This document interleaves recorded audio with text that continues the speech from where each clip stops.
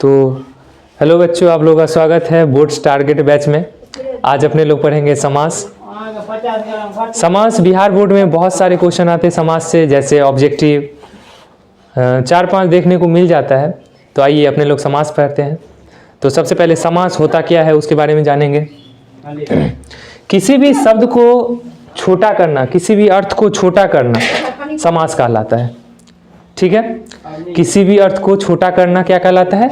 समास कहलाता है। समास के 6 भेद होते हैं। समास के 6 भेद होते हैं। पहला है अव्ययी भाव समास।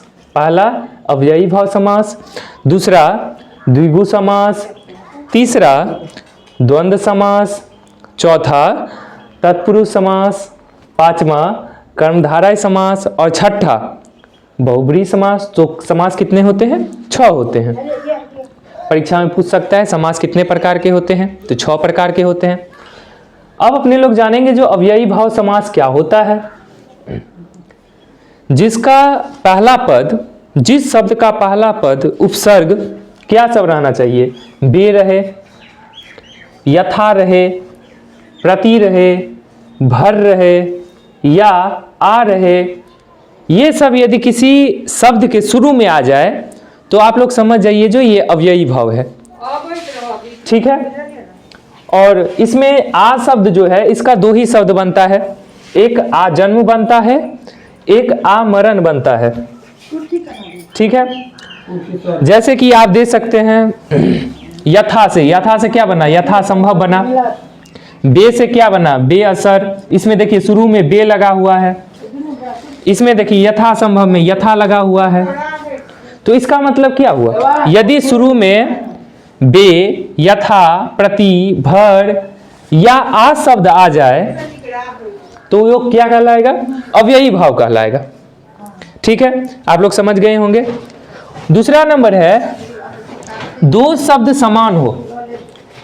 अव्ययी भाव वो होगा जो 2 शब्द समान हो। जैसे रातों रात, रातों रात, तो रातों रात हुआ, ये कौन सा समास होगा? अव्ययी भाव होगा। उसके बाद दिनों दिन, ये कौन सा समास हुआ? अव्ययी भाव समास होगा। ठीक है, अब है दूसरा द्विगु समास। द्विगु समास बहुत आसान है।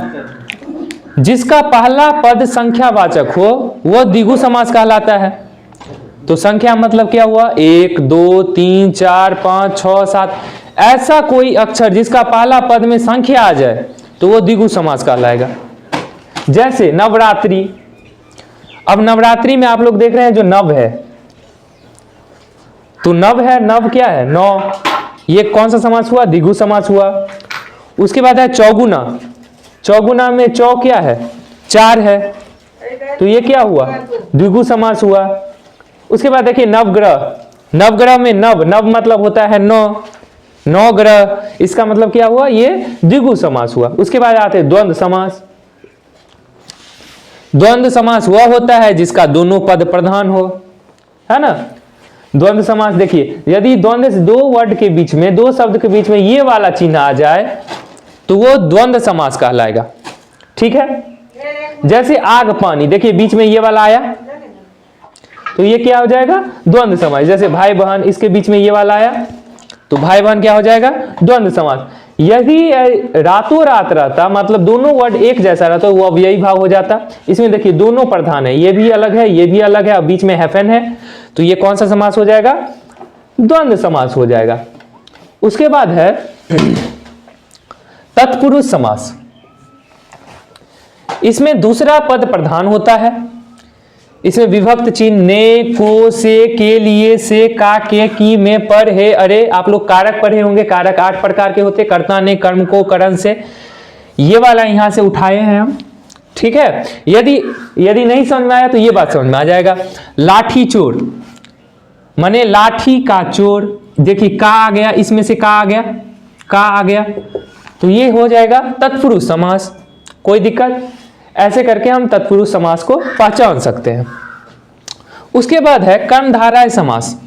एक पद विशेषण तथा दूसरा पद विशेष्य होते हैं। उतना समझना जरूरी नहीं है। इसमें यह है जो विशेषता बताए, विशेषता बताए, किसी चीज का विशेषता बताए। जैसे काली मिर्च, मिर्च क्या है? काला है।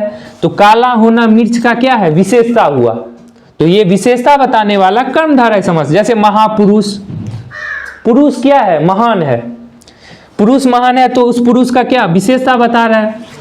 जब ऐसा वर्ड कोई आपको मिले तो वो कौन सा समास हो जाएगा? कर्मधारय समास हो जाएगा। अब सबसे हल्का लास्ट वाला है बहुव्रीहि समास। यदि आपको कोई भी नाम देवी देवता वाला लगे, जैसे लंबोदर, पीताम्बर, नीलकंठ, गिरधर, यदि ऐसा नाम जो भगवान से संबंधित है ना, तो आंख बंद करके बहुव्रीहि समास में मार देना है। आशा करते हैं जो आप लोगों को अच्छा लगा होगा।